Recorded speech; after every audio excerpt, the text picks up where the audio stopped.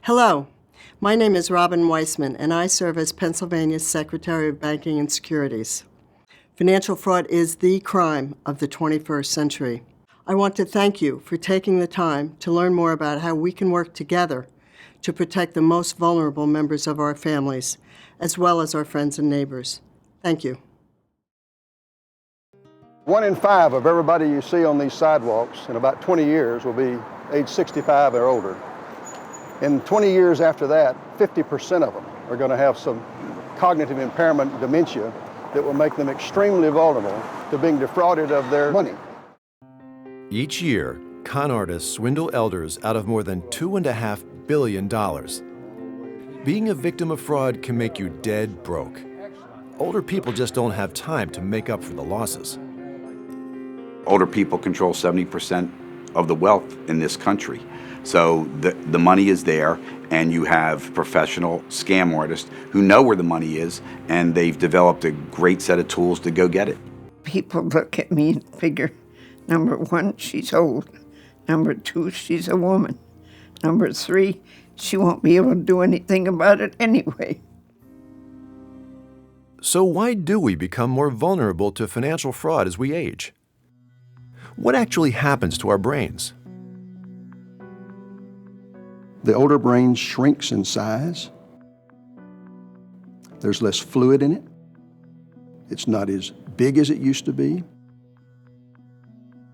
The neurons, electrical signals, the pathways for cognitive function are all impaired.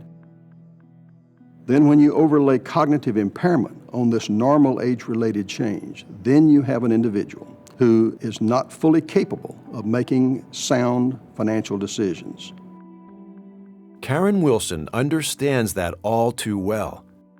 She was incapacitated. She was in a situation where she was completely broke. She had no money left. Helplessly, she watched as her mother's cognitive capacity started to decline. She was really a wonderful mother, really sweet and calm and caring.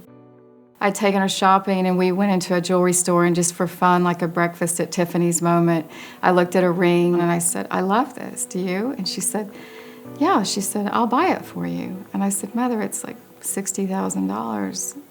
And she goes, "That's okay, I have my checkbook." And I knew she was being serious, and I knew that she was not okay mentally. People with early onset dementia are more willing to gamble literally with their money.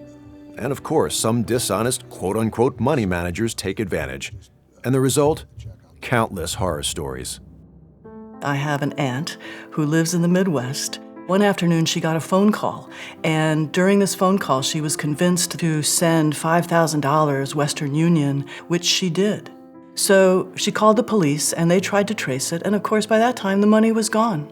A gentleman in Houston was treated for having fallen to the Nigerian email scam. He had about $750,000, and he lost all but $35,000. And he felt like if he gave that last $35,000, he'd got all his money back. Even legitimate, everyday investing opportunities can become a nightmare. Yes, it's very frustrating.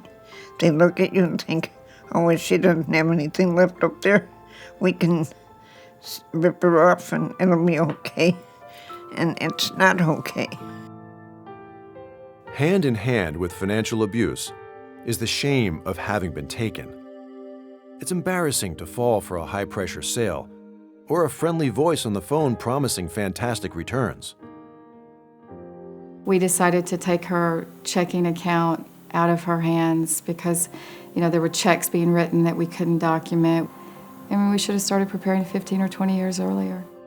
When a loved one is in cognitive decline, family members can be in massive denial, unable to reverse the roles of who was caring for whom. She died in a deficit situation, somebody who'd worked that hard her whole life. I'm guilty. I wasn't there. I didn't do the right things. So what can we do to stem the rising tide of financial abuse? Financial fraud is elder abuse, pure and simple. On our intake form in our office, we do have a question, are you having financial difficulties or stress? And if appropriate, we can help refer people to community resources. Even people with mild cognitive impairment lose the ability to make good financial decisions. People with mild cognitive impairment can go to the opera, play golf, go out to dinner with friends, have fun, almost be like their old selves, with the exception of managing their money. They make financial errors 4 times that of persons who don't have mild cognitive impairment. There are signs that can help healthcare providers and family members identify a potential problem. Has a patient or relative become socially isolated? Have they made questionable financial decisions or been asked to change their will? Have you noticed deterioration in their ability to make daily decisions? The worst thing you can do is be disconnected and isolated. Your parents need for you to take control. They need to have one of their children manage their health care and manage their investments at the same time.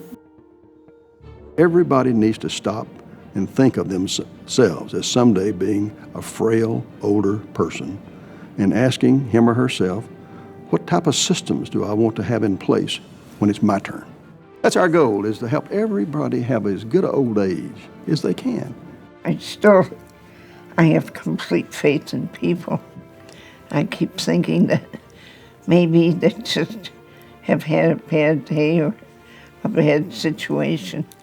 You kind of hate to give up on people, so you just keep hoping that things get better. Hello, my name is Teresa Osborne, and I serve as Pennsylvania's Secretary of Aging. Each one of us has a responsibility to keep older Pennsylvanians safe from harm and ensure that they are treated with the dignity and respect they deserve. On behalf of the Pennsylvania Department of Aging, thanks for watching.